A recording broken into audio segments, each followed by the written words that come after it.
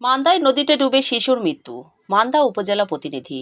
নওগাঁর মান্দা উপজেলার কয়াপাড়া গ্রামে আত্রাই নদীতে গোসল করতে নেমে মাশফিক ১০ নামের এক শিশুর মর্মান্তিক মৃত্যু হয়েছে। সে উপজেলার কয়াপাড়া গ্রামের মামুনের ছেলে। স্থানীয় সূত্রে জানা যায়, শনিবার দুপুর ২টার দিকে সহপাঠীদের সঙ্গে মাশফিক নদীতে গোসল করতে যায়। নদীতে নামার পর অসাবধানতাবশত সে পানিতে তলিয়ে যায়। সংবাদ পেয়ে ফায়ার সার্ভিসের একটি ডুবুরি দল স্থানীয়দের সহায়তায় ঘটনাস্থলে এসে উদ্ধার অভিযান চালায়। দীর্ঘ খোঁজাখুঁজির পর তাকে নদী থেকে উদ্ধার করে মান্দা উপজেলা স্বাস্থ্য কমপ্লেক্সে নেওয়া হলে কর্তব্যরত চিকিৎসক তাকে মৃত ঘোষণা করেন।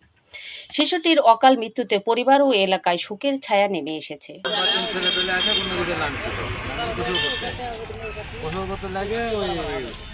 একজনা নাকি ডুবে যাচ্ছিল, আর একজন আরো ২-৩ জন আসে তোলা, মানে ওরা ধরতে যায়, ডুবে চলে গেছে।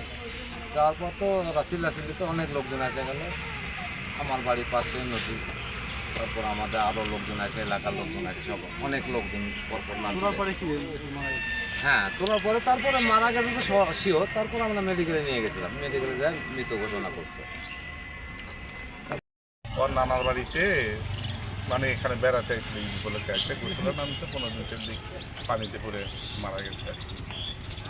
এখন লাশটা কি করে? লাশ না মেডিকেল থেকে না থানায় নিবে না, এখানে একটা লিখিত নিয়ে এটাই ওইভাবে লিখিত নিয়ে আপনি 9 বছর ছেলে বাচ্চার বয়স 9 বছর। লোকালি